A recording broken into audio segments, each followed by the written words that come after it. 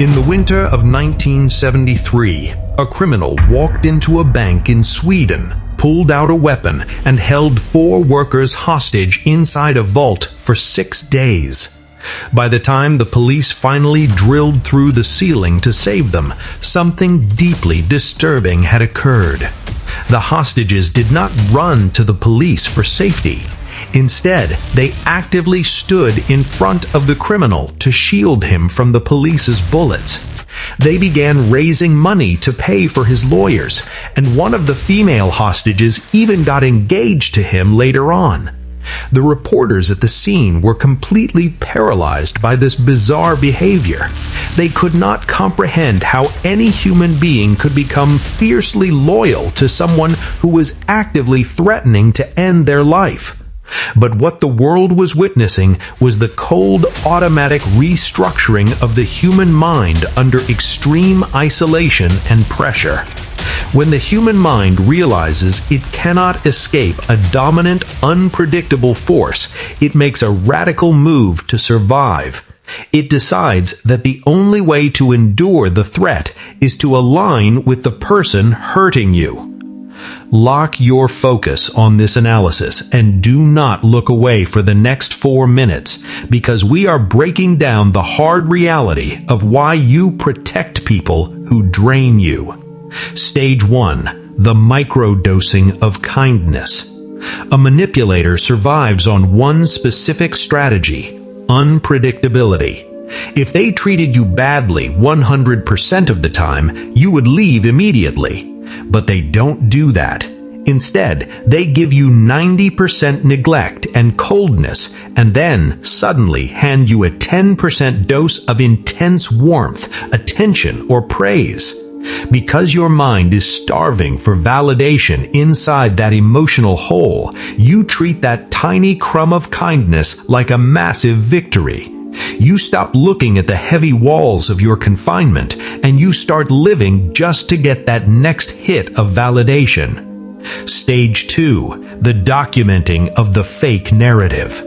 To survive staying in an environment that actively minimizes your value, your mind must become a creative writer. You begin making elaborate excuses for the coldness around you. You say, "They are just going through a lot right now," or "They don't mean it, that's just how they are."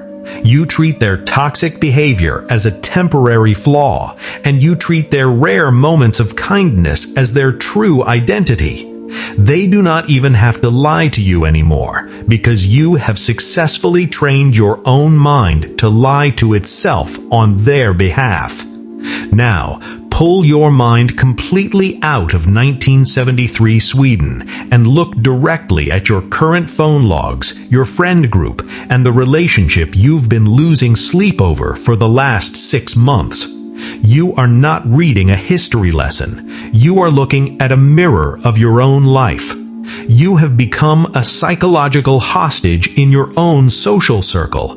You are actively giving away your energy, your time, and your mental stability to protect people who wouldn't offer you a bandage if you were bleeding right in front of them.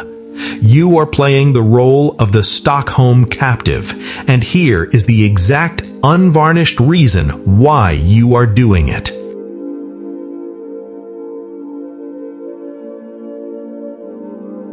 Stage 3. The terror of autonomy.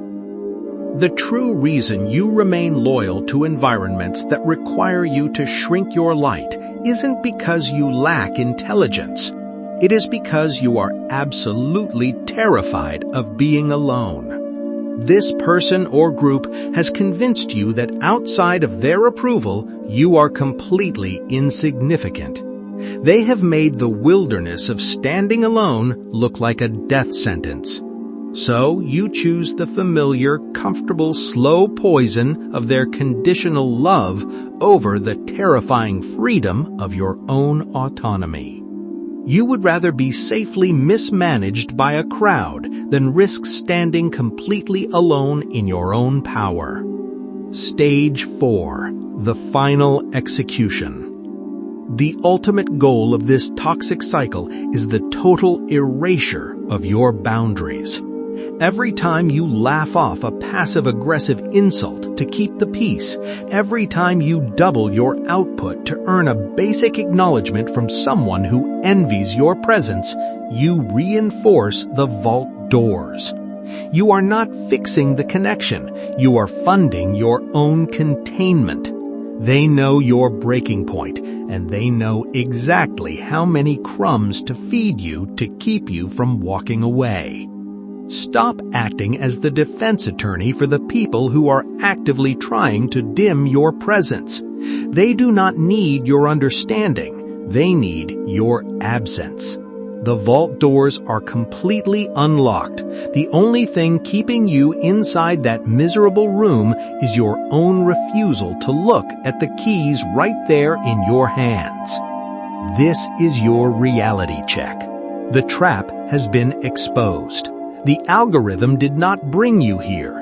Your readiness to walk out of the vault did. If you choose to scroll away and remain silent, you are signing your own renewal notice for that prison. Secure your place in this high-intelligence frequency. Hit the subscription button, like this analysis, and leave a comment below with the words, "The cycle ends today," to signal that you are walking out of the vault right now. This analysis is officially closed.